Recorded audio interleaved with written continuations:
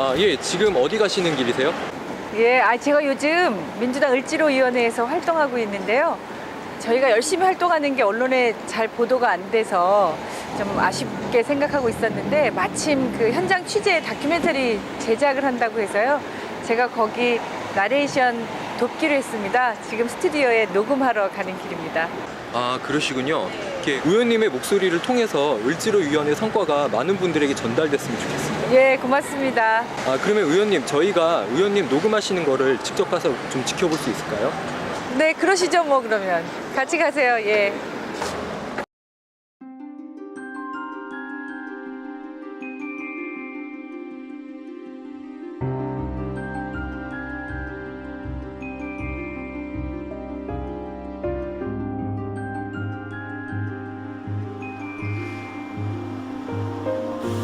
사람들의 발길이 분주한 어느 사거리.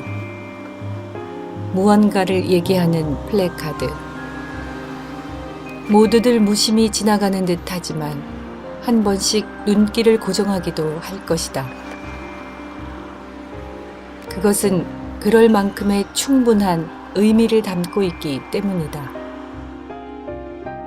재벌들에 대한 정책이 아니라 적어도 중소, 상인, 저 중간층의 정도를 이해해주는 것이 경제민주화인데 말로는 실제로 뭐 명사상을 위한 뭐 그런 거 하다는데 그건 실제로 현장에서 하도 미치지 않는 거예요. 인정을 못 받는 거죠. 경제민주화는 개별 의원 몇 명만으로 되지는 않거든요. 그래서 경제민주화를 위한 특별한 조치들이 필요하다고 생각을 했는데 마치 이제 우원식 최고위원님이 최고위원 되시기 전에 적어도 경제민주화 관련해서 집중적으로 하는 의원이 되겠다. 그다음에 두 번째로 현장과 국회를 잇는 그러한 새로운 의정활동을 좀 모델을 만들어야 된다. 이런 두 말씀을 하셨는데 그 약속을 지키시더라고요. 그래서 만드시겠다고 해서 제가 곧바로 대답했죠. 반드시 참여해서 매우 적극적으로. 정치에서 국회에서 뭔가 법을 만들고 제도를 만들고 정책을 만든다는 게 나와 무관한 것이 아니라 내 삶을 바꾸는 일이구나. 이런 것을 을지로위원회 활동을 통해서 보여줄 수 있어서 사실상은 그 지금 제조업 단계뿐만 아니라 유통업을 장악하게 됐고 그런 제조업과 유통업을 소수 재벌이 장악한 상황에서 지금 전체를 다 그런 식으로 장악을 해나가겠다. 거기에 대한 지금 서민들, 중소기업, 중산층들이 이렇게 가다간 우린 다 죽는 거 아닌가. 그 절규, 외침, 여기가 지금 부딪힌 현장이 바로 현장 가운데 을지로위원회가 들어가 있다.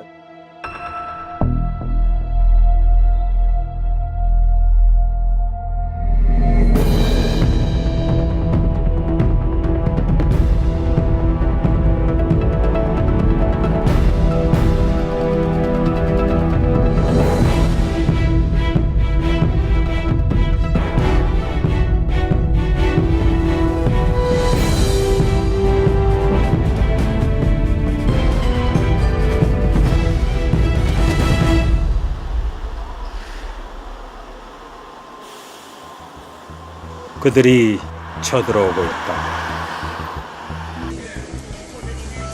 보기 좋게 부드럽게 예쁜 디자인, 예쁜 모델을 앞세우고 아이스크림처럼 달콤하게 다가오고 있다.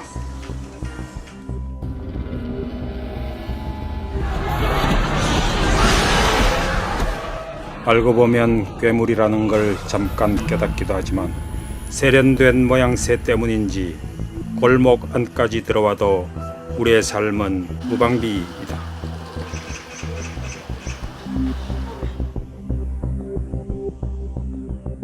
무방비 도시.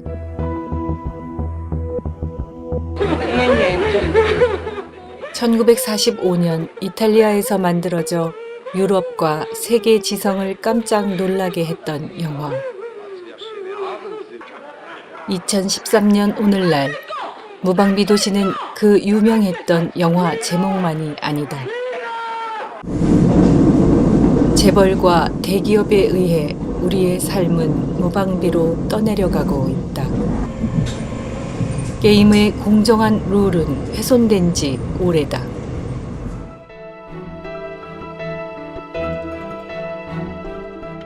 1987년 노동자 대투쟁이란 것이 있었다. 그 후 겨우 모양새를 갖춰가던 노동과 분배의 선순환 구조가 10년 후 붕괴하였다. 어느 날 밀어닥친 IMF 외환위기. 그건 우리 국민이 처음 경험하는 전쟁 같은 공포 그 자체였다. 대량 실업이 발생하였고 쫓겨난 사람들은 영세 자영업자가 되었다. 노동 현장에는 비정규직이 양산되었다. IMF 위기의 원인이었던 대기업과 재벌에게는 되레없던 힘이 실렸고 모든 부담은 중산층, 서민, 일반 자영업자에게 돌아갔다. 그것은 이후 더욱 불공정한 사회구조로 정착되었다. 재벌이 지은 아파트에 살면서 재벌이 만든 자동차를 타고 재벌이 만든 길을 운전해서 재벌이 만든 회사에 가서 일을 하고 재벌이 만든 그 빵집에 가서 빵을 먹고 그러니까 중소기업이나 영세 자영업이 살아날 방도가 없는 거예요. 신자유주의가 가져온 것은 결국 노동자 해고의 자유, 대기업의 자유였다. 기득권의 부는 더 늘어났고 재벌과 대기업은 이제는 골목 상권까지 파괴하고 있다.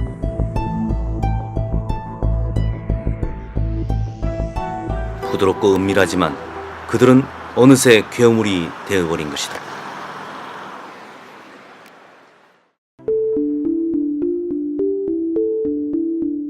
경제민주화란 말은 헛된 구호가 아니다.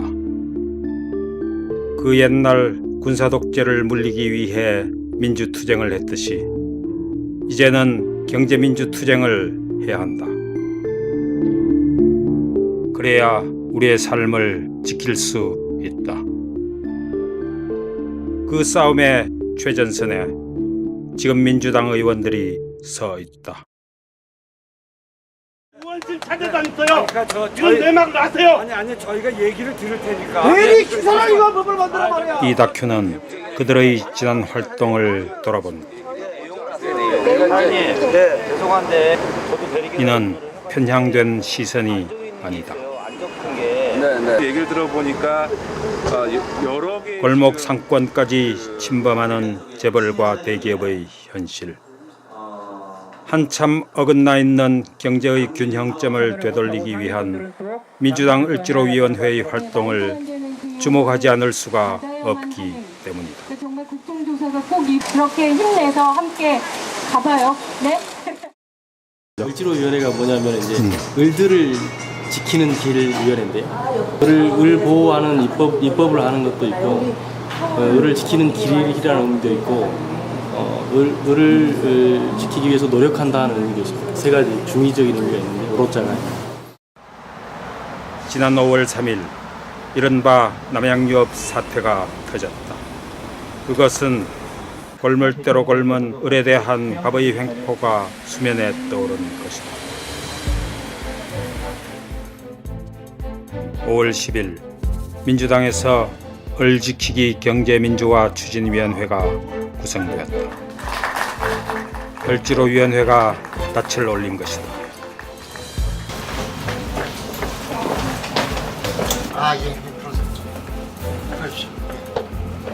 제가 6일 동안 농성하면서 저하고 윤호덕 의원하고 부딪혔는데 제 앞에는 남양유업방지법, 윤호덕 의원 앞에는 학교 비정규직 보호법을 통과시켜야 된다. 이렇게 둘이 맨 앞에다 써놓고 있었습니다.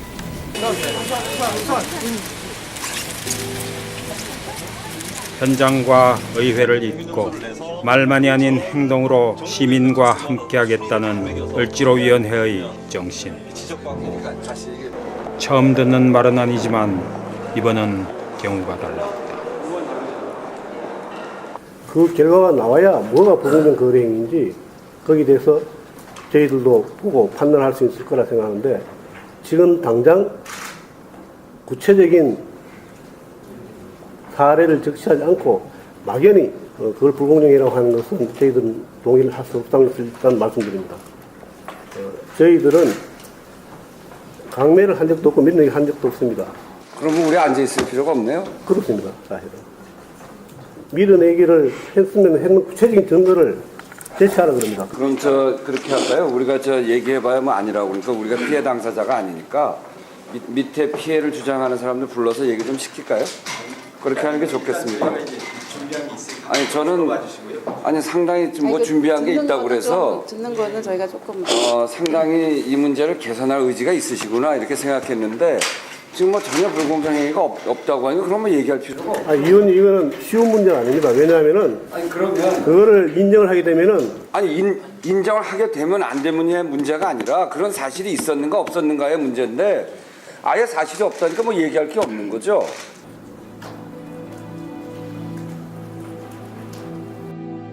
언론 현실 때문에 국민은 잘 모르고 있었지만 우원식 의원을 위원장으로 하는 을지로위원회에는 묵묵히 전진하는 뚝심 같은 게 느껴졌다. 워낙에 정치권이 뭐 만들기는 잘 만드는데 만들어 놓고 나면 처음에 뭐 기자회견하고 빵빵 터트려 놓은 다음에 그 다음에 잘 안 움직이잖아요. 몇 분만 움직이고. 근데 을지로위원회는 그런 우리들이 가질 수 있었던 편견을 완전히 뒤집어 버렸습니다. 그 가장 돋보였던 거는 그 현장성이었습니다. 현장으로 달려가서 현장의 고통을 같이 하는 모습을 보면서 옆에서 지켜봤던 저나 저희 상인들, 자영업자들도 을지로위원회에 대한 신뢰감이 점점 커지기 시작했습니다. 교선국장인데요. 자칭 뇌진탕만 3번 걸렸습니다. 저도 뇌진탕이 3번 병원 입원을 활동은 6월, 7월, 8월 그리고 9월로 계속 이어졌다. 이것은 내가 봤을 때 을들의 현장을 방문하여 구체적 사례를 듣고 모았다. 이 착시 수단인데 여기 이게 의원님 한번 와서 보셔요. 이 불명 로스라고 하는 것이 얘네들이 점주들 착시 수단 로스는 기본적인 거예요. 불명 로스. 이 문짝만 공사하는 데만 22억이 들었습니다. 여기만. 이 문짝도 만들 필요 없이 만들지 말고 그 돈 가지고 사람을 못 고용해 준다라고 하면 워킹머신을 해달라. 신고에 접수된 불공정 거래 피해 사례 기록 시를 피해 사례 발표 간담회에서 터져나오는 당사자들의 목소리는 을의 눈물이란 말을 무색해 했다. 저희는 이렇게 한 사람이 가가지고 앉지도 못하는 이런 공간에다가 주방을 만들어 놓고 여기서 기름도 숱하게 튀고 뜨거운 물도 많이 뒤집어 썼어요. 여기서.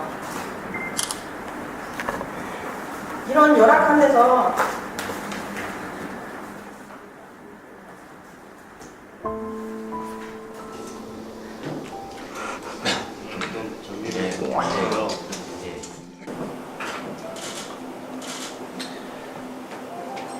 어느 누구나 기분 주지 않는 건 사실이죠. 본사를 방문하고 또한 기자들의 호응이 높지 않았지만 을지로위원회 소속 의원들은 개의치 않았다. 부문에서 고통받고 있는 을의 입장들을 많이 많은 회견 브리핑을 통해 눈물과 분노의 내용들을 알리고 사회적 공감대를 확산시켜 나갔다. 국회에 있어야 할 의원들이 지금 이 흑석동 이곳에 온 이유는 간단합니다. KT와 같은 슈퍼갑이 이 작은 대리점을 저희 일반 시민으로서 어떤 그 희망을 갖고 가져가겠습니까? 이런 기업은 반드시 벌을 받아야 됩니다. 반드시 저희한테 사과를 해야 되고요. 그 터무니없는 피해 사례를 가지고 갑들을 찾아갔다. 갑과 을을 한 테이블에 대등하게 앉혔다. 양쪽 사인 부탁드리겠습니다. 팽팽하던 일부 사안에서 타결이 이루어졌다. 두 개는 완전히 철거를 꼼짝없이 불리한 계약 환경에 처한 피해자에게 법률 상담이 진행되었다. 피해자들의 얘기, 원고의 얘기가 잘 먹히지 않는지 이 부분에 대해서 법사위 차원에서 민주당 법사위도 가세했다. 그리고 입법의 성과도 나왔다. 활동 기간이 경과하면서 을지로위원회에는 우원식 위원장과 부위원장, 가계부채 소위원회, 백화점 및 대형마트 입점업체 피해구제 소위원회, 신문고 민원센터, 현장조사분과, 입법분과, 법률상담지원분과 등의 기구들이 체계를 갖추어 갔다.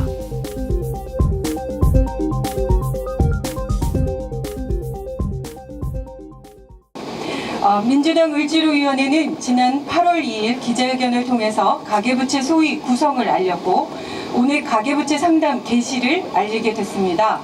천조가 있다는 것은 금융권도 문제고 가계부채를 진 전부 우리 국민들도 문제지만 한국 경제 시스템에 문제가 오는 거예요.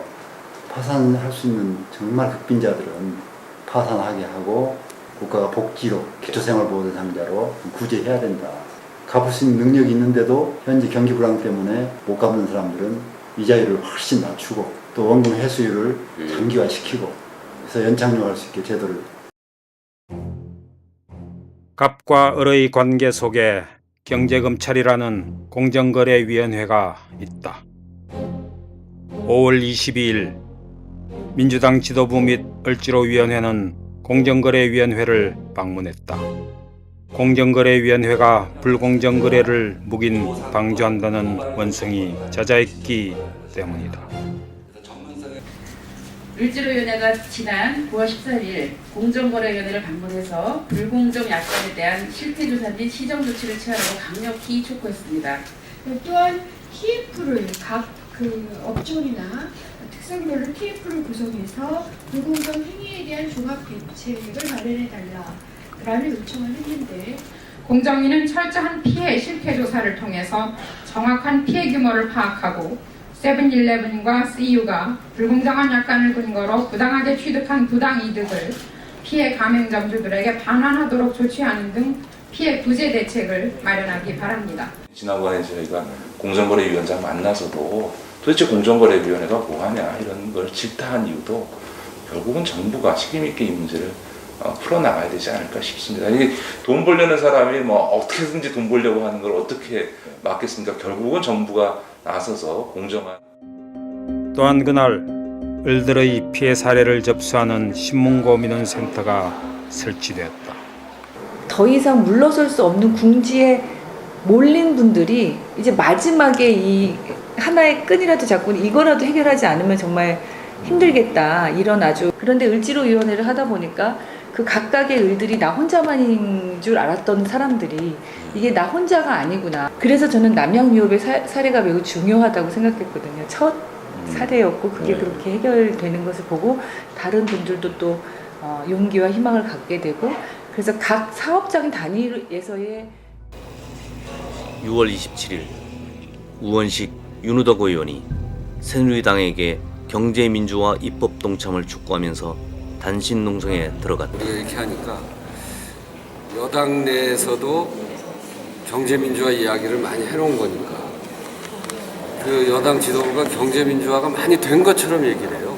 자기네 의원들 우리가 이런 노력하고 저런 노력하고 뭐 열심히 한다고 생각을 했는데 여기 와서 보니까 이런 것들이 지금 다 안 되고 있거든. 이게 어떻게 된 거지? 이러고 가요. 이 변화의 요구가 부닥치고 갈등하고 있는 건데 우리가 힘이 지금 부족해서 잘 안 되고 있는 겁니다. 이렇게 많이 모여서 싸우기 시작하면 되는 겁니다. 해보면 결국은 이해관계가 대립하고 있는 거고 이해관계를 어떻게 조정하느냐, 지금 시대에 맞는 이해관계가 어디냐, 이렇게 많은 피해 당사자들과 을지로위원회, 시민단체 사이에 한 줄 한 줄 연결되는 신뢰는 두 의원의 국회 단식 투쟁을 계기로 밧줄의 모양새를 갖춰갔다. 민주당 을지로위원회 화이팅! 화이팅! 상생법, 또 고물상들의 생존권을 위한 법 이런 법들이 전혀 지금 제대로 통과되지 않았기 때문에 저희는 여기 계신 야당 의원님들을 야당 의원님들과 함께 새누리당이 경제민주화 입법에 소극적이고 방해하는 행태를 강력하게 규탄하고 나아가 7월 임시국회를 간절하게 요청하기 위해서 이 자리에 모였습니다. 다는 못해도 하나나 반이라도 하고 그리고 또 오고 또 오고 이렇게 해나가는 게 우리의 또 방침이고 또 신념입니다. 그래서 끝까지 할게요.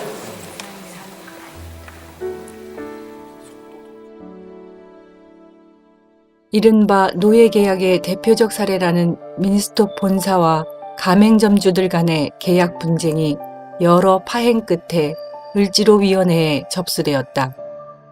예. 그렇게 하고 이제 여기 얼음을 5개 넣으라 하는데 가끔 얼음만 깨지면 예. 그래서 계약서를 비밀로 하고 그 계약서를 밖에도 오픈하면은 2천만 원의 벌금을 내게 하고 손해를 보면서 해지를 못하는 거예요. 그러니까 이 가맹점주는 한 번 잘못된 결정으로 인해 가지고 거기서 돈을 버는 게 아니라 계속 손해를 보면서도 이것을 정리를 못하는 겁니다. 이것만큼 사람을 괴롭게 하는 일이 없거든요. 그래서 노예계약이라고 우리는 규정하고 있습니다. 유통의 공룡이라는 대형마트, 백화점과 입점업체들 간의 관계에서도 터무니없는 사례들이 터졌다. 해지하고 바로 명도소송 내서 쫓아내고 이게 바로 노예각서가 아니냐. 저희는 그렇게 보는 겁니다. 생산 분야, 서비스 분야, 사회 모든 현장에서 을들의 피해 사례는 심각했다. 한국에서는 힘없는 개인이나 중소기업이 혁신적인 발명 특허를 획득하는 것은 바로 자살행위와 다름이 없습니다. 바로 대기업의 사냥감이 됩니다. IT 업종에서도 을의 피해 사례가 접수되었다. 연장 근로에서 수당을 못 받는 정도의 문제가 아니라 정말 4,000시간에 달하는 노동을 말도 안 되게 일반 노동자의 2배 정도 일을 하고 그런 해농에 생겨서 그 일부를 절제했단 말입니다. 그런 심각한 사건인데 현장 조사를 안 한 것뿐만 아니라 사실 1년 동안 구체적인 1년 동안 미룬 이유가 뭡니까? 이런 처지에 이르렀던 근로자들한테 다시 세밀하게 조사를 해서 지금이라도 지불해야 할 임금이죠. 기술 탈취, 계열사에 대한 부당 지원, 계약 위반, 하도급 업체 노동자 또는 특수고용 노동자에 대한 불공정 행위. 이들 중 단일 직종 최고의 산재율을 기록하고 있는 한국마사회 마필관리사 문제. 어휴, 저러면은 말에 밟히기도 하겠다. 미치겠다. 말을 타다 말이 갑자기 놀라고 튀면 쳐버린단 말이에요. 그러면 이런 데다 처박히면 이런 거로 인해 가지고 다쳐서 경마장을 떠난 친구도 많고요. 아니 병상에 있는 친구들도 많이 있고요. 이게 아직도 모래가 있습니다. 여기에 모래가 유리기산이라고 SiO2라고 해가지고 이게 발암물질입니다. 폐암을 유발하는 발암물질이 있어서 39명이 이상소견이 나와가지고 그 중에서 4명이 추적 관찰을 해서 그 검사를 했는데 저 2명이 폐암이 나와서 지금 폐암 수술을 하고 말이 밑으로 기어 나가면서 제가 깔려면서 이 어깨가 들리면서 인대가 끊어졌어요. 다친 것만 20몇 군데가 나오더라고요. 이게. 그렇다고 말을 타도 이제는 없는 문제고. 이제는 나이가 이제 45인데 25년 근무다닌 지정은 이제는 접어야 된다는 생각밖에 안 가지니까는 딱 전화하면서 종결합시다, 합의 봅시다. 딱 그거예요, 그거예요. 뭐 치료요? 아무것도 없어요. 실질적으로 내가 나와갖고 할 수 있는 일이 없다는 게 이제는 뭐를 해야 되나 모르겠어요. 근데 저만 그럴 게 아닐 거예요. 전부 다 조합원들 보면은 다치는 사람 굉장히 많아요. 새벽에 병 엠브라스 보잖아요. 그러면은 에휴 누구 또 갔구나. 그게 끝이에요 그냥. 지금 더 말씀드리고 싶은데도 그냥 여기서 끝나는 게 나도 가서 괜히 얘기했다고. 그만을 해서. 했다가 더 더러워갖고 눈물 나면은 괜히 나도 망신이고 그런 것 같습니다. 마산에서 마산으로 가는 한 코를 찍으면은 경남 창원에서 대리운전 기사들이 갑을 불공정 원성이 터져 나왔다. 보험 처리도 안 해줄 분들 월급 해주시겠다는 이런 아주 강력한 협박을 하고 있잖아요. 그래서 그 다음에 우리 사무국장님 퇴출시켰구나. 예. 아무 누구도 우리 얘기를 들어보지 않고.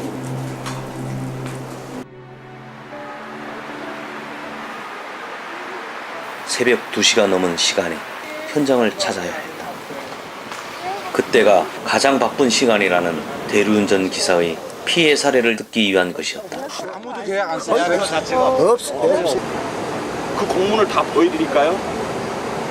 이 세상에 이렇게 사는 것이 대리기사입니다. 3,400원이 더 뜯기죠. 예. 그러니까 2만 원짜리 수행하면서 6,400원이 뜯기니까 수수료가 32%가 되는 거예요. 32%.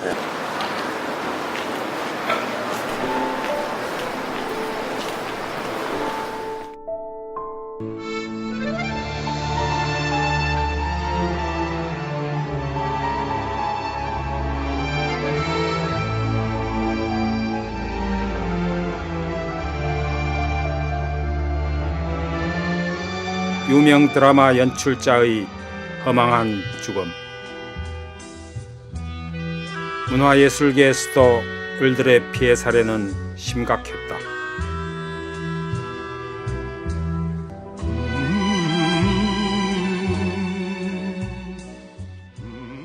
이 문제는 문화예술계의 각들인 대기업, 방송사, 대형 기획사에서 해결을 촉구해야 될 문제이기도 합니다만 우리 사회 전체가 33개월을 싸워가지고 겨우 단협을 맺었는데 방송사는 너네 보조 출자 노동자하고 단협을 맺는다든가 임금 특성을 한다면 니네들은 용납하지 않겠다 라는 걸로 임해가지고 엄청나게 보이지 않는, 그러니까 방송사는 속 빠지고 용역해서 보조 출자 니들끼리 싸워라, 팍트지게 싸워서 이긴 놈이 이제 문화계에서 그러한 참담한 어려운 눈물이라는 것을 많이 보이고 있고 최고원 씨의 죽음을 통해서 이제 우리 스스로는 창작자로 인식해왔기 때문에 생존권 요구를 하지 않은 이 두 가지가 겹쳐져서 이런 현상이 일어나고 있는 것이 아닌가 싶습니다. 다만 갑과 을의 그 힘의 역학관계가 너무 차이가 나서 저희는 갑을 상생으로 가는 그 단계에 반드시 을에게 힘을 실어주고 길을 살려주는 단계가 필요하다고 보고 있는 거거든요.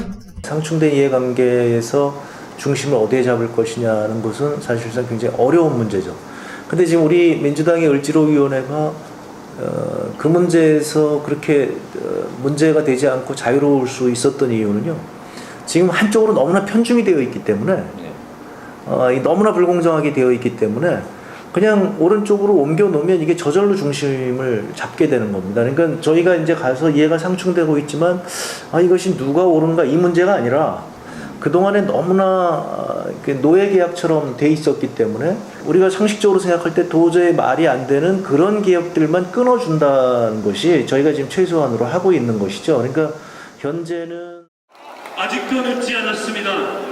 박근혜 대통령이 지금이라도 해야 될 것은 휴가 가서 해변 여행 코스프레하거나 어설프게 아버지 흉내내는 것이 아니라 이 사건에 대해서 국민 앞에 사과하고 책임져서 처벌하고 재발방지 대책을 국정원의 대선 개입이 거스를 수 없는 사회 문제로 대두되었다. 민주당은 장외투쟁을 선포했다. 민주주의 회복과 국정 개혁을 위해서 광장에서 국민과 함께하는 첫 의원총회입니다. 을지로위원회도 국정원 개혁을 위한 시청광장 천막당사에 상황실과 가계부채 상담소를 설치했다. 한 손에는 민주, 한 손에는 민생, 한 발은 광장. 민주 없이 민생 없고 민생 없이 민주 없다라는 쉽고도 어려운 말. 민생과 민주를 결합하려는 을지로위원회와 민주당의 모색은 과연 성공할 것인가? 저는 아직은 을지로위원회의 활동과 이 국정원 싸움 이게 아직 결합되고 있지 못한데 그 이유는 그 전에 이것을 한 몸으로 생각했던 많은 사람들이 10년을 거치면서 분리된 것에 대한 불신이 아직도 있다고 생각합니다. 그러니까 그거를 정말 끊임없이 한편으로는 민주주의 세워가는 문제와 또 한편으로는 민생을 세워가는 것을 병행하면서 같이 묶어가야 진짜 제대로 된 민주화된 사회, 서민들 힘없고 빽없는 사람들이 중심이 되는 사회 이렇게 갈 수 있다고 생각합니다. 2013년 9월 말 현재 을지로위원회는 총 46건의 사례에 25명의 책임 의원을 배정하고 현장 방문, 사례 발표, 기자회견, 법률 상담, 교섭 중재 및 타결, 입법 성과, 관계부처 공청회 및 공정위 대응 등 활동을 전개했다. 그게 사적 자치의 영역이라는 이름으로 결국은 권력에, 그러니까 누가 이 계약의 우월적 지위를 가지느냐에 따라서 계약 내용이 아무리 그 법에 맞춰서 보다 공정하게 계약서를 써가도, 초안을 써가도 안 받아주면 그뿐. 재판할 때도 그렇죠. 주로 계약 분쟁이 많은데 그 계약 분쟁에서 불리한 그 위치에 있던 사람들이 뒤늦게 그 문제에 대해서 제기를 하면 그렇게 얘기하는 거죠. 계약서 약속했잖아. 이렇게 얘기하는 거죠. 그런 억울한 상황들을 꽤 많이 겪었기 때문에 저는 을지로위원회가 정말 중요한 일이라고 생각하고 제가 이 일을 하게 된 것에 대해서 너무나 감사하게 생각하죠. 법원과 변호사들에서도 권리가 보장되는 그런 계약서에 을들이 신음하고 있는 거예요. 이런 구조, 이익이 갑의 일방적 계약관계에 의해서 편취되고 있는 이런 계약은 바뀌어야 되죠. 그래서 이렇게 정치적 민주주의를 넘어서는 경제적 민주주의가 실현이 돼야 되는데 정치적 자유를 억압하는 것은 우리 사회에서 용납을 안 하잖아요. 마찬가지로 경제적 민주주의에 대한 의식이 그만큼 높여져야 돼요. 갑의 부당한 계약서를 누구도 인정하지 않는 사회적 통념과 그리고 사회적 상식이 만들어져야 됩니다.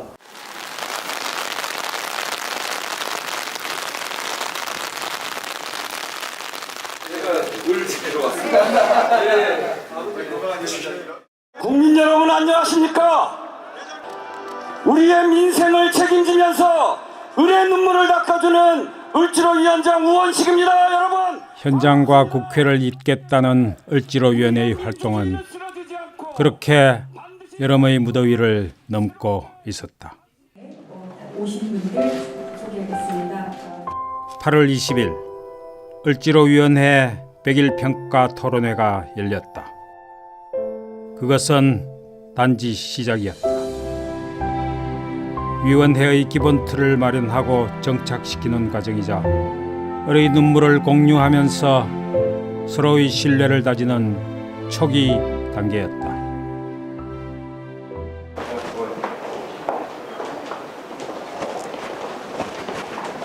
그 위에 빌드할 게 많아지는 거죠. 그러니까 지금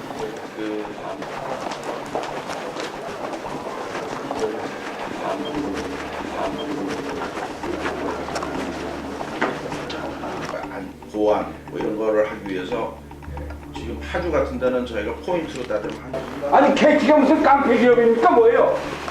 문 앞에다 왜 저런 사람들 세워놓고 저래? 지금 뭐 하는 겁니까 이게? 국회의원들 온다는데 문 앞에다 깡패 같은 사람들 세워놓고 기자 출입도 막고.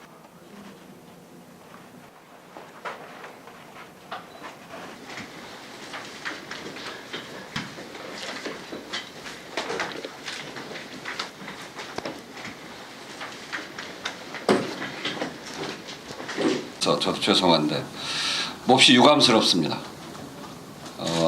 민주당 을지로위원회가 이곳에 온다고 이야기를 했고 항의하는 사람들은 바깥에 앉아서 계단에 앉아서 항의하고 있고 여기 들어오는 사람들은 국회의원과 당의 당직자와 그리고 국회의원 보좌관 그리고 기자들이 들어오는데 한 명 한 명 신분을 확인하겠다고 하는 KT의 정문 앞에서의 그 모습 정말 볼상사나운 일이고 두 번째는 거기 세워놓은 사람들이 그래도 민원인들을 이 KT가 공공부문에서 시작한 민영화된 기업이고 그리고 국민들에게 서비스한다는 기업이면 서비스 정신이 좀 있어야 될 텐데 불쾌감이라도 주지 말아야 될 텐데 어디 다른 사람들한테 위압을 줄 정도의 등치와 그런 인상을 가진 사람들을 집단으로 세워놓고 한 명 한 명 신분증을 확인하겠다는 게 도대체 대한민국 기업으로서 할 수 있는 일인지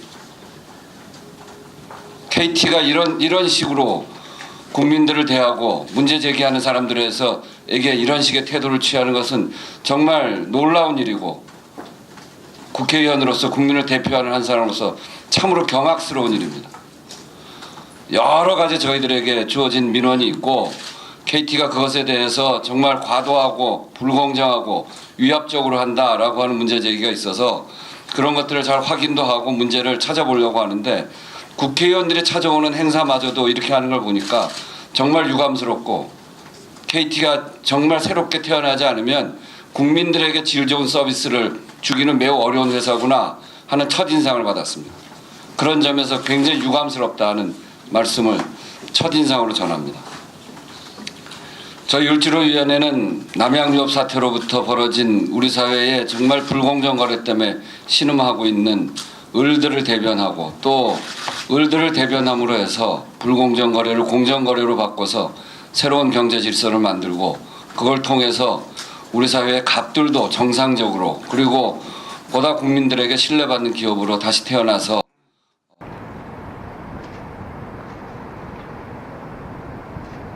안녕하세요. 저희가 을 지키기 을지로위원회 위원들이에요.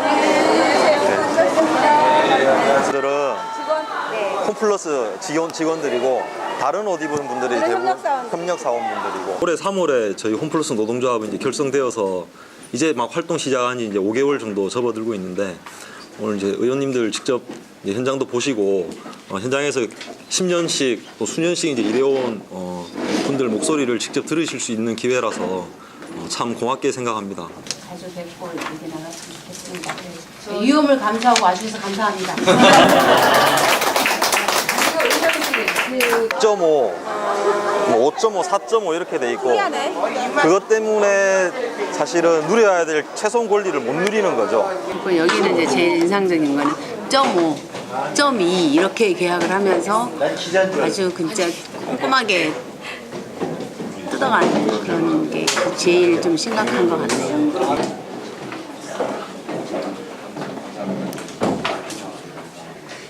정치인들이 와서 이렇게 휘젓고 다니면은 고객들도 좀 불편하시고 회사에서도 좀 불편하실 텐데 저희들 다 이렇게 구석구석 보게 해주셔서 너무 감사드립니다. 사실 이거 처음 알았어요. 이렇게 계약하는 거는 저희 지역에도 이제 마트가 많이 있지만 0.5 계약하는 건 제가 홈플러스를 안 가봐서 제가 하나로 뭐 이마트, 롯데마트 갔지만 이런 얘기 처음 들었거든요. 그거 저한테는 굉장히 사실 오늘 이게 좀 충격이었습니다. 이렇게 가시면 홈플러스가 공정위 차원에서든 국회에서 국정감사를 하든 홈플러스가 대표적인 대형마트에 있어서의 갑의 횡포 업체로 될 겁니다. 3월, 4월, 5월 이렇게 해서 농산, 축산 이런 쪽에 점수를 매기는 거 말고 이런 건 뭐야? 땡땡땡은 뭐야? 오늘 많은 분들이 얘기했던 미스터리 쇼핑 관련된 건데요. 실제로 이게 아직 우리 그렇게 안 돼 있는데 인권 침해적인 요소가 사실은 이게 일종의 이게 노동감시적인 측면이 있고요. 저희들이 이제 몇 가지 얘기들을 했는데 가장 저희들이 놀라웠던 건 0.5 계약 방식 문제는 저희가 사회적으로 어떤 해결책을 찾아야 될 것 같고 그 문제는 회사 차원에서 한번 같이 좀 깊이 고민해 주셨으면 하고요. 그다음에 유통업의 일반적인 현상이지만 파견업체 근로자들에 대한 그 경계의 문제가 있습니다. 어디까지를 정당한 고용관계를 볼 것인가 이 문제에 대해서도 회사 차원에서 한번 그게 했으면 좋겠어요. 그거는 우리가 이제 국회에서 정무위 차원에서도 심도 있게 다뤄갈 문제이고 그다음에 미스터리 쇼파의 문제는 유통업체 전체의 문제이기 때문에 저희가 인권위원회 또 노동위원회 노동부 차원에서 같이 할 거니까 회사에서도 대안을 같이 고민해 주셨으면 하고요.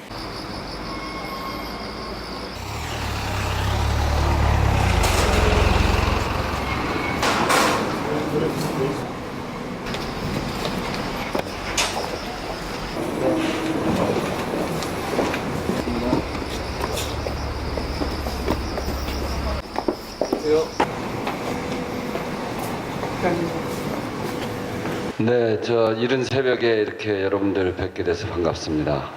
사실은 반갑지 않고 좀 마음이 씁쓸합니다. 이렇게 열악하고 불공정한 행위 때문에 저희들에게 하소연하고 그러고 이렇게 나오는 마음이 왠지 마음이 무겁습니다. 우체국 택배는 그 중에서도 특히 정부기관에서 이런 일이 벌어지고 있기 때문에 마음이 더 아픕니다. 어떻게 우리 이름을 바른말 우체국에 바른말 잘하는 사람 우리 이름을 어떻게 알면서 그 자리에서 호명을 하면서 6명 해고 이런 식으로 나올 수가 있습니까? 차가 노후돼도 어쩔 수 없이 끌고 다녀야 됩니다. 차 바꾸려면 또 업체에다가 또 2천 몇백만 원을 또 줘야 돼요. 1,800만 원면 사는 차를. 참 너무합니다. 일을 하는데 임금 체계가 저희 우체국 택배가 이제 10년 전에 시작을 했는데 그 임금 체계에서 지금까지도 변하지가 않고 있어요. 지금 그러니까 저희들의 뭐라 그러죠? 그 의견을 반영을 안 하고 무조건 갑의 지위를 이용을 해갖고 중량제를 시행을 했습니다. 중량제를 시행을 해갖고 한국에서 저희한테 협조해달라는 게 거의 강압적입니다. 저희가 무슨 기계입니까? 그냥 시키면 하는 기계가 아니지 않습니까? 좀 힘에 붙이도록 되는 거는 전혀 원치 않습니다. 200개가량 하려면 보통 평균 10시간에서 13시간 정도 걸립니다. 그러면 저희 밤 10시, 11시 들어가라는 얘기거든요. 새벽 5시에 나와서. 잠잘 수 있는 시간을 빼고 거의 바로 와서 일을 해야 되는데 우리한테 뭐 실제로 25. 네. 25kg. 우리가 이렇게 여기는 5kg로 되어 있는데 24kg. 이건 이런 일이 왜 있어요? 이렇게 되면 이제 같은 일을 하면서도 규정대로 우본에서 중량제를 시행해갖고 5kg, 10kg, 20kg 이렇게 나눠놨지 않습니까? 거기에 대해서 지금 키로수 자체가 5kg로 되어 있으면 5kg에 합당한 수수료를 받아야 되는데 받고 그다음에 이건 24kg면 24kg에 대한 수수료를 받아야 되는데 이게 틀려버린 거예요. 전산상에는 지금 5kg로 되어 있다는 거죠. 이게 대한민국 우정사업본부에서 일어나면 안 되는 일이죠. 저걸 일단 동그라미 그러니까 저희들이 요구하는 게 그거예요. 실제적으로 중량제에 대해서 예? 시뮬레이션을 돌려보고 되는 겁니까? 그분들이 일하시는 시간을 생각을 해보시라고요. 그게 정상적인 삶의 형태가 아니지 않습니까? 그죠? 정상적으로 8시간 정도 일하고 월급 받아가서 식구들하고 다 먹고 살 수 있을 정도는 되게끔 블랙리스트라고 말씀하신 부분에 대해서는요. 사실 어느 이제 위탁업체로부터 이러한 업체를 옮겨다니면서 파업을 주동한다는 분들이 있다. 이런 분들에 대한 정보를 공유했으면 좋겠다라는 요청이 있었고, 또 저희들 입장에서는 이런 추석 같은 소포가 드러나고 있는데 이 파업이 있거나 이러면 국민에 대한 서비스가 저하될 우려가 있기 때문에 이러한 분들에 대한 일부 전파한 사실이 있습니다. 이건 좀 잘못된 것이라고 저희들이 인식을 하고 있고, 예. 전파한 거 사실입니다. 일부 관사에 전파한 거 사실입니다. 잘못된 것에 대해서 그 우정사업본부가 이 택배 하시는 분들에 대한 기본적 인식이 아무나도 삐뚤어져 있구나라는 걸 대표적으로 보여주는 그런 사례입니다. 계약 당사자의 배달원의 재반 조직 결성으로 인하여 발주처의 업무에 지장을 주거나 관리상 문제를 야기시키는 경우에 발생하는 모든 민형사상의 책임을 지고 이로 인한 발주처의 손해를 배상하여야 한다.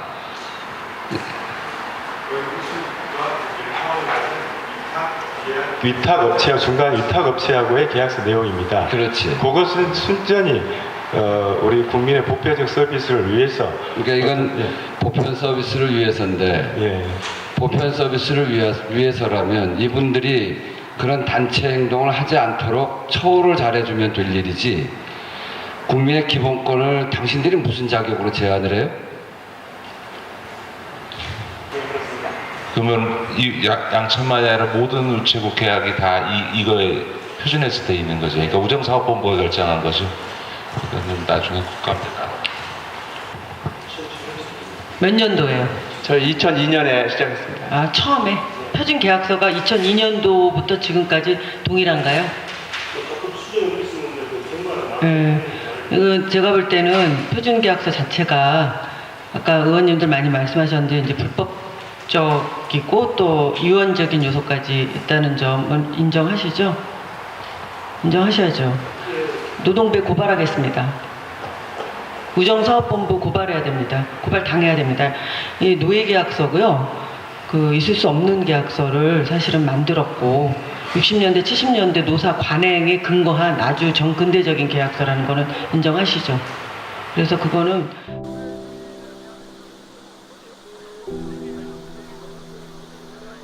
민주당은 그동안 을지로위원회가 현장을 통해 만난 우리 시대 을들이 정기국회 입법의 모든 과정에 직접 참여토록 하는 입법 및 예산 심의 전략을 을지로위원회 차원에서 별도 마련할 것이라 한다. 해도 너무한 게 삼성입니다. 저도 삼성을 좋아해갖고 입사를 하고 저는 이 직업에 되게 만족을 해요. 사람마다 틀리겠지만 조금 불편하신 고객님도 있겠지만 좋으신 분도 많고 이 성격상 이런 거 고치고 안 되던 거를 고치고 하면 희열도 느끼고 그런 면에서 좋아서 이 직업을 계속 선택하고 있는데 더 이상은 못하겠습니다. 이런 식으로 하면은 너무 삼성이라는 데가 너무 힘들고 그렇습니다. 삼성 서비스라는 데가 이 사장들을 중간에 두고 경영을 한다고 그러지만은 사장들은 경영을 하는 게 아니라 수수료를 받아서 저희한테 나눠주는 역할밖에 안 하고 있습니다. 그거를 분명히 알아주시고요. 그 다음에 한 가지 법을 좀 개정을 해주셨으면 좋겠습니다. 사장들이 하지만 민생의 중요한 입법들은 늘 반대에 부딪히곤 한다. 근데 아직도 지금 앉아있는 게 지금 통증이 와가지고 그래도 제가 여기 이 자리에 못 올 것 같아서 나온 이유는 또 여러분께 저희 실정 제가 알려드리고 싶어서 저희 성남센터 직원들 대표해서 저 말고도 허리 다쳐가지고 병신들 많습니다. 제가 그 중간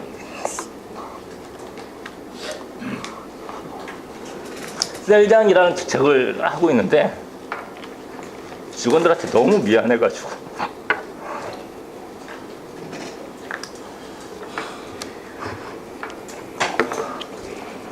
직원들이 여름 내내 한 번 쉬지도 못하고 추석이라고 집에 가는데 7만 원 가지고 가는데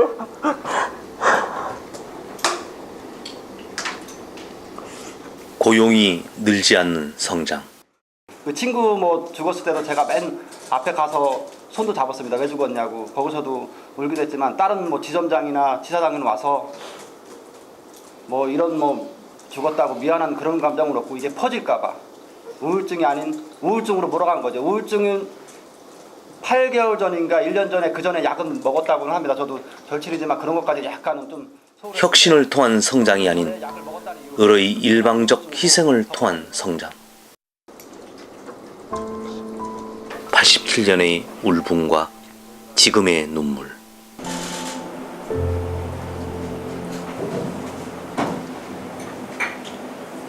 미국이 경제가 어렵다 이러지만 그래도 미국은 80년대 이후에 창업한 기업이 미국 내에서 탑 기업이 되는 애플도 그렇고 마이크로소프트사도 그렇고 야후니 구글이니까 다 80년대 이후에 창업해서 미국 경제를 다시 부흥시키고 또 리딩 기업이 돼가고 있지 않습니까? 그런 것들이 이제 미국 경제의 역동성인데 우리 같은 경우는 80년대 이후에 창업한 기업이 단 하나도 30대 재벌 기업 안에 포함되는 기업이 없습니다. 그거는 어떤 의미에서 보면 기업 생태계가 죽은 거거든요.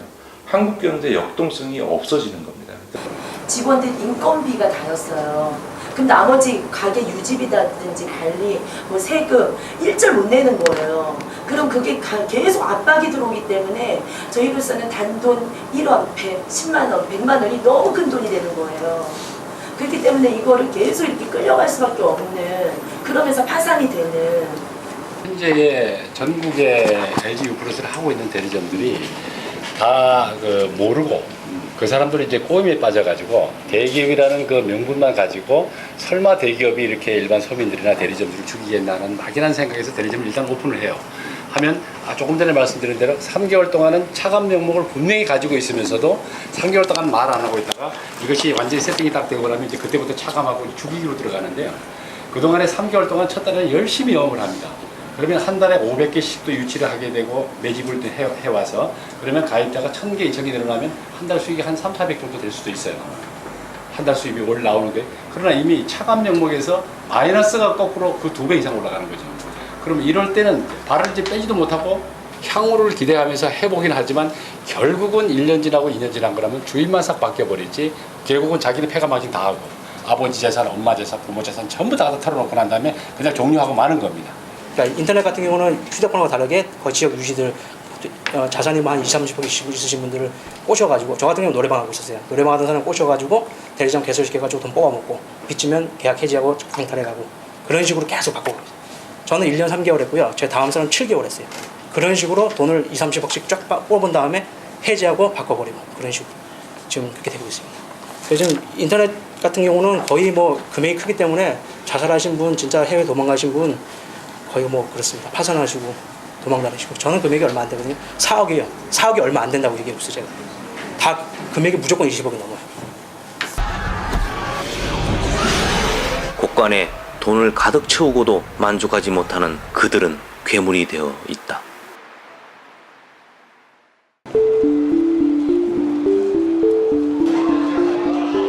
경제민주화에 대해서는 어떻게 생각하세요? 경제민주화 한다고 말은 하지만 결국에 지금 현재 실천된 건 딱히 없는 것 같아요. 대표적으로 누구 한 명 때려서 뭐 이렇게 보여주기 식으로 하기는 하지만 정작 서민 경제는 나아진 게 없거든요. 양극화가 더 심해져요. 경제민주화가요? 네. 경제민주화라는 게 하나도 해결되는 게 없고 갈수록 더 심해진다. 이렇게 봅니다. 재벌은 더 재벌이 되고 가난한 사람은 더 가난해질 수가 없다라는 말씀이시죠? 가진 자와 가지지 않은 자의 격이 더 많아지니까 경제민주화라는 게 불가능하다. 이렇게 보죠. 획기적인 대책 없이는.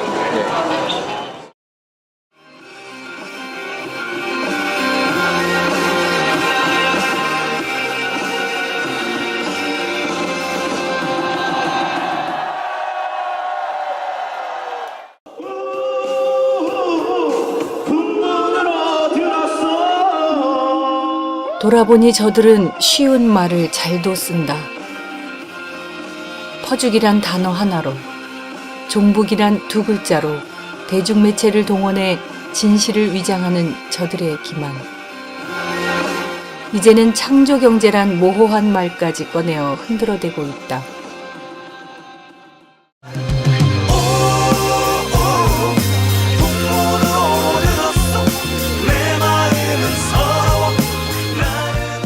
경제민주화란 말도 다른 경우처럼 구호에 머물다가 사라지게 되는 것은 아닐까.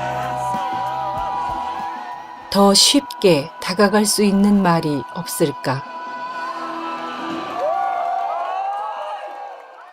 이제 그동안의 경제민주화 운동, 재벌개혁 운동은 사실 이제 소수 전문가들 중심으로 재벌의 지배구조 개선이나 제도 개혁을 외치는 운동이었습니다. 근데 최근에 이제 민주당의 을지로위원회가 보여줬던 그런 가불 문제를 해결하는 그런 경제민주화 운동은 사실들은 서민들의 어떤 삶의 문제, 생존의 문제에 천착해서 우리 사회의 뿌리부터 이제 경제민주화를 이뤄나가는 활동이었기 때문에 서민과 중산층의 입장에서는 그건 이제 나의 문제이고 내 삶의 조건과 생존의 문제를 해결해 나가는 경제민주화 운동이었기 때문에 관심이 별로 없더라고요. 싫지도 않고. 그래서 거꾸로 저는 굉장히 이율배반적이고 정치 부자들이 민생을 걱정하지 않는 뭐 정당, 국회다라고 얘기하면서 정작 그런 문제에 대해서 열심히 하는 민주당 을지로위원회나 이런 거는 기사로 안 나와요. 그래서 그런 측면에서 오히려 저는 요새 민주당 을지로위원회 보면서 이런 부분을 제대로 언론에서 담아내지 못하는 것을 보면서 오히려 지금 굉장히 언론의 문제도 저는 굉장히 크다 생각이 들고.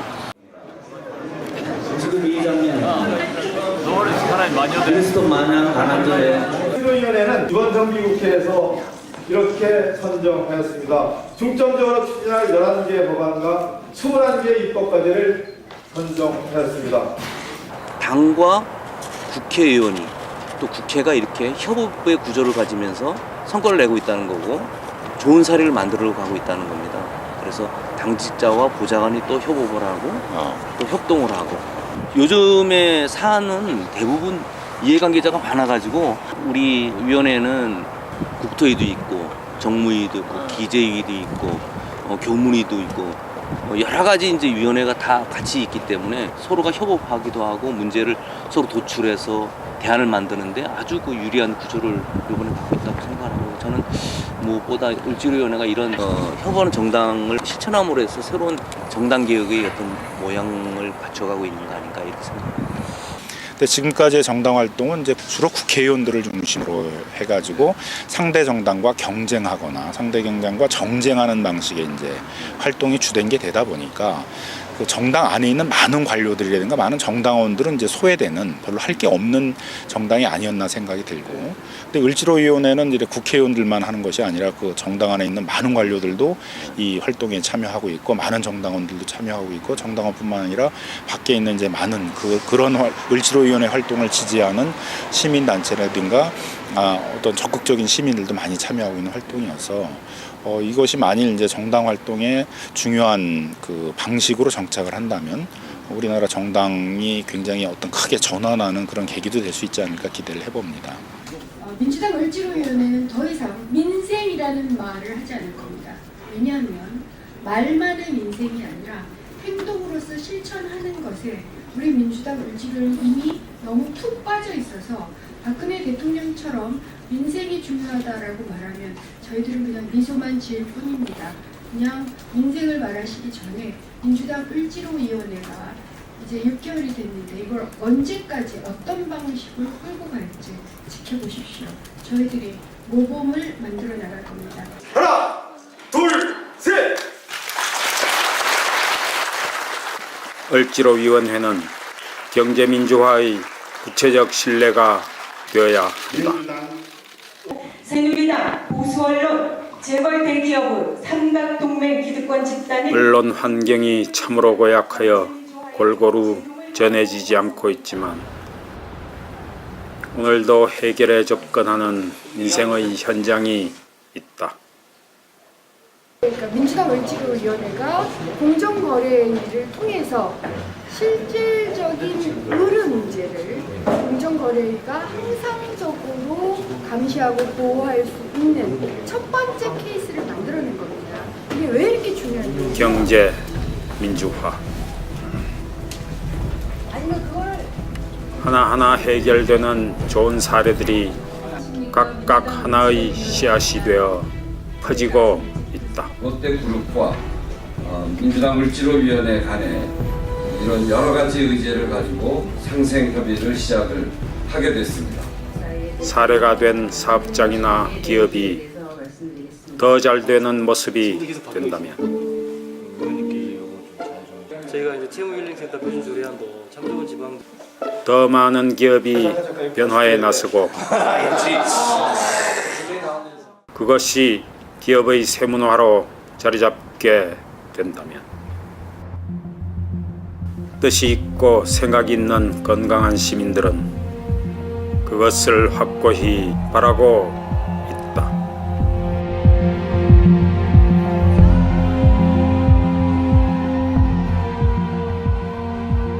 을지로위원회는 그 사이 어디쯤 오늘도 길 위에 있다.